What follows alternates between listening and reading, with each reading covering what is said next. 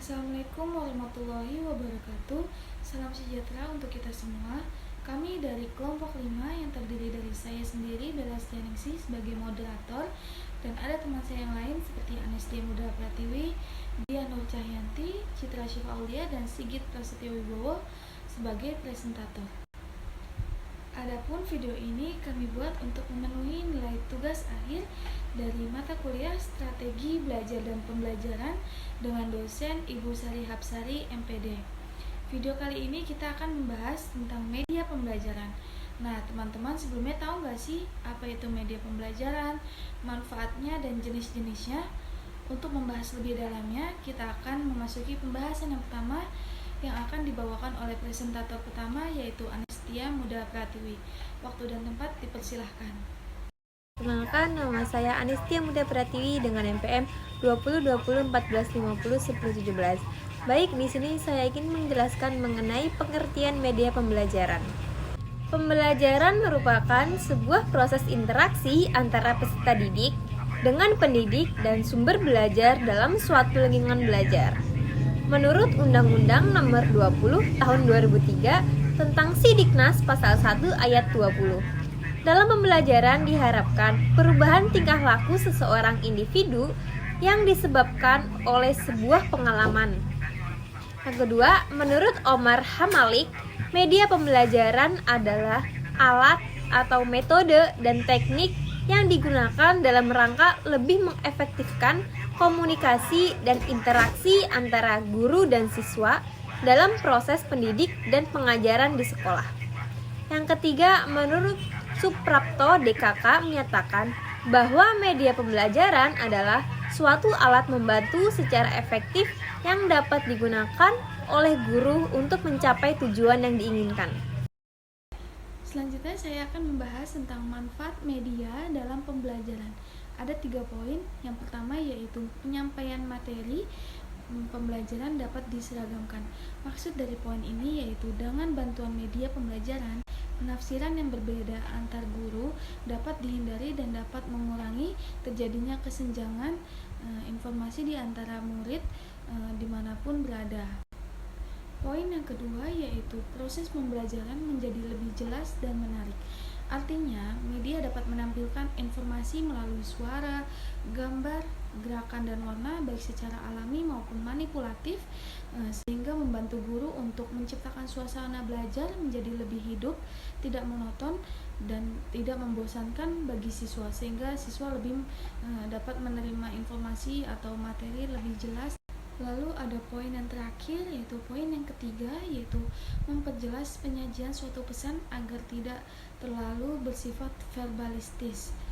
Maksudnya yaitu dengan menggunakan media pembelajaran secara tepat dan bervariasi, pembelajaran berguna untuk ada 3 yaitu menimbulkan gairah belajar, memungkinkan interaksi langsung antar peserta didik dengan lingkungan dan kenyataan, dan yang ketiga yaitu memungkinkan peserta didik belajar sendiri menurut minat dan kemampuannya.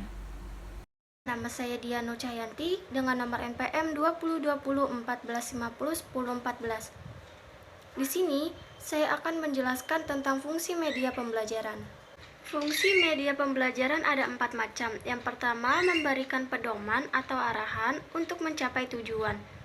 Sebagai pendidik, tentunya kita harus memberikan pedoman atau arahan kepada peserta didik agar peserta didik tersebut mampu memahami materi yang telah kita sampaikan. Jika peserta didik tersebut tidak memahami materi yang telah kita sampaikan, berikanlah penjelasan secara rinci atau tugas kelompok dan diskusi agar peserta didik tersebut mampu memecahkan masalah dari materi yang telah kita berikan. 2. Meningkatkan motivasi belajar dalam pembelajaran. Sebagai pendidik, tentunya kita harus memberikan motivasi kepada peserta didik agar peserta didik tersebut memiliki semangat belajar dalam pembelajaran.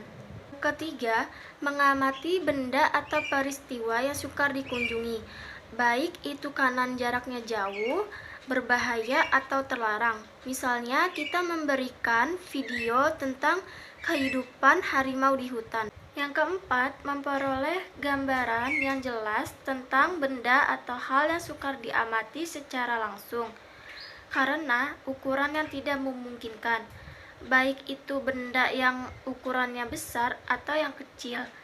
Misalnya, kita memberikan gambaran tentang bendungan dan kompleks pembangkit listrik dalam film agar peserta didik tersebut memahami gambaran yang telah kita berikan. Saya Citra Syifa Aulia dengan NPM 2020-1450-1027 ingin menjelaskan tentang jenis-jenis media pembelajaran. Media pembelajaran itu ada apa saja sih? Yuk kita bahas. Yang pertama ada media audio yang berguna untuk membantu menyampaikan maklumat dengan lebih berkesan, membantu meningkatkan daya tarik terhadap sesuatu persembahan jenis audio, termaksud suara latar, musik, atau rekaman suara, dan lainnya. Yang kedua, ada media visual. Media yang dapat memberikan rangsangan-rangsangan visual seperti gambar, foto, sketsa, diagram, bagan, grafik, kartun, poster, papan buletin, dan lainnya. Yang ketiga yaitu teks yang merupakan elemen dasar untuk menyampaikan suatu informasi yang mempunyai berbagai jenis dan bentuk tulisan yang berupaya untuk memberi daya tarik dalam penyampaian informasi. Yang keempat ada media e-learning, pembelajaran dengan menggunakan jasa bantuan perangkat elektronika. Saya Sigit Prasetyo Wibowo. Saya dari kelompok 5. Saya akan menjelaskan apa itu pengertian e-learning dan media pembelajaran berbasis internet atau disebut juga e-learning. Yang pertama, e-learning merupakan pembelajaran dengan menggunakan jasa bantuan perangkat elektronika. Jadi dalam pelaksanaannya, e-learning menggunakan jasa audio, video, atau perangkat komputer dan kombinasi dari ketiganya.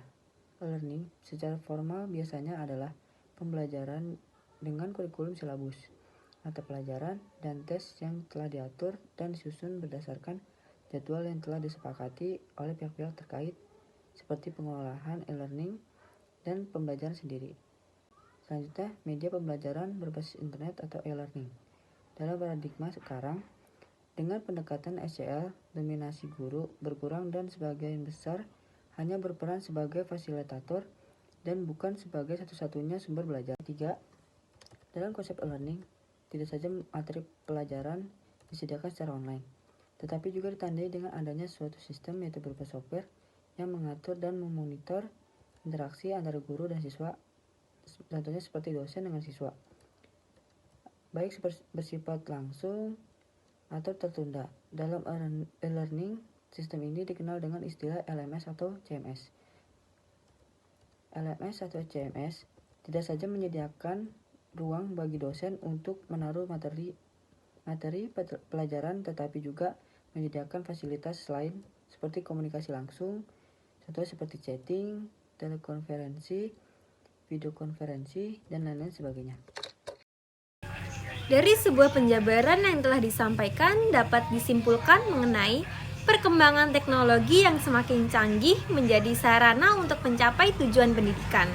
Itu sebabnya peranan media pembelajaran suatu alat pembantu secara efektif yang dapat digunakan oleh guru untuk mencapai tujuan yang diinginkan dan sebagai sarana demi kelancaran dan efektivitas pembelajaran di kelas. Maka media pembelajaran salah satu alat bantu atau sumber belajar untuk meningkatkan daya minat belajar peserta didik. Sekian pembahasan video kita kali ini tentang media pembelajaran. Nah, teman-teman sekarang udah tahu kan apa itu media pembelajaran, manfaatnya, dan jenis-jenisnya, karena kita tadi sudah membahasnya lebih detail dan mendalam. Sekian video ini dari kelompok 5, kurang lebihnya mohon maaf jika ada kesalahan kata. Wabillahi taufiq wal hidayah. Wassalamualaikum warahmatullahi wabarakatuh.